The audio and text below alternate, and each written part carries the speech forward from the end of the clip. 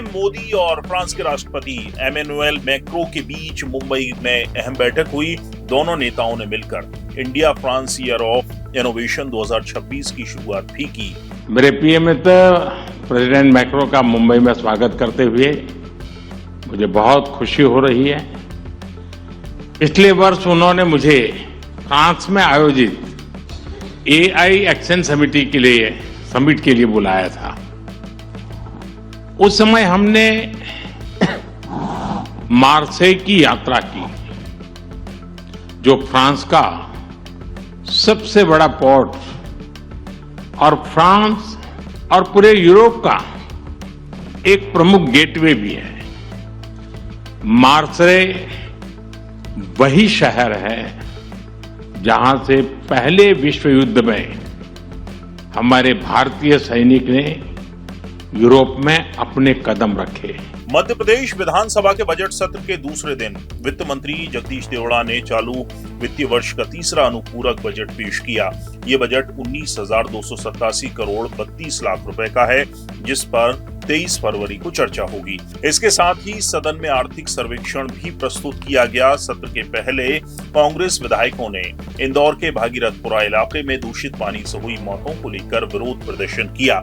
नेता प्रतिपक्ष उमंग सिंगार गंदे पानी की बोतल लेकर विधानसभा पहुंचे। उज्जैन के तराना से विधायक महेश परमार ने सरकार और प्रशासन को इन मौतों के लिए जिम्मेदार ठहराया। बजट सत्र का दूसरा दिन हंगामेदार रहा। सदन में गाय और कुत्तों का मुद्दा उठा। कांग्रेस विधायक आतिफ अकील ने गाय को राष्ट्रीय पशु घोषित करने का संकल्प पेश किया। उन्होंने कहा कि हर धर्म का सम्मान होना चाहिए, गाय के अवशेषों के व्यापार पर रोक लगानी चाहिए। इस पर भाजपा विधायक रामेश्वर शर्मा ने कहा कि मस्जिदों में मुल्ला मौलवियों से कसम करवा दी जाए तो गाय कटनी बंद हो जाएगी। मैंने अशासकीय संकल्प लगाया है गाय को लेके कि गाय को राष्ट्रीय पशु घोषित करना चाहिए। हिंदू धर्म अगर माता मानता है तो बिल्कुल हम उसको सम्मान करते हैं। राष्ट्रीय पशु घोषित होना चाहिए। अंतिम अगर डेथ हो जाए तो अंतिम संस्कार भी हो, और चमड़े का व्यापार, इस चीज़ का व्यापार भी बिल्कुल बंद होना चाहिए। वो लेकर आए, इस बात के लिए हम उनको धन्यवाद देते हैं, लेकिन उनसे प्रार्थना करते हैं कि जरा मुसलमानों को मस्जिद में जाकर एक संकल्प प्रस्ताव वहां भी पास करा लो, तो गाय अपने आप राष्ट्रीय पशु घोषित हो जाएगी। गौ माता, आखिर गौ माता को काटने वाला कसाई कौन है? आप हमारे भतीजे हो यार, आप थोड़ा सा सीख लो। बस जाकर ताजो जो मस्जिद में नमाज हो, उस दिन अल्लाह की कसम खाकर सारे मुसलमान तय कर दे कि किसी भी कीमत पर गाय नहीं कटने दी जाएगी। कोई माई का लाल गाय को से हाथ नहीं लगा सकता।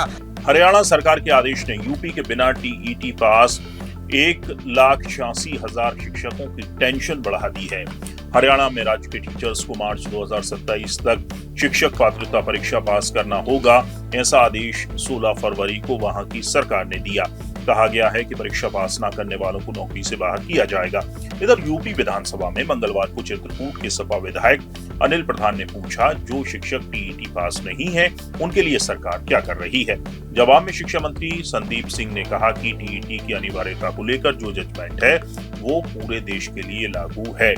यूपी सरकार इसके लिए रिव्यू में चली गई है। भाजपा के वरिष्ठ नेता, पूर्व विधायक और मध्य प्रदेश खाद्य एवं ग्राम उद्योग निगम के पूर्व अध्यक्ष सत्यनारायण सत्तन की बेटी कनुप्रिया सत्तन कांग्रेस में शामिल हो गई हैं। आज भोपाल में कांग्रेस के मीडिया विभाग के अध्यक्ष मुकेश नायक और महिला कांग्रेस की पूर्व अध्यक्ष अर्चना जायसवाल की उपस्थिति में उन्होंने कांग्रेस की सदस्यता ग्रहण की। ये घटना राज्य की सियासत में खासी चर्चा का विषय बन गई है, क्योंकि सत्यनारायण सत्तन लंबे समय से भारतीय जनता पार्टी से जुड़े रहे हैं और इंदौर की राजनीति में उनकी मजबूत पकड़ मानी जाती है। वे एक प्रसिद्ध राष्ट्रीय कवि के रूप में भी जाने जाते हैं। भारत में दुनिया का सबसे बड़ा एआई डेटा सेंटर बनेगा।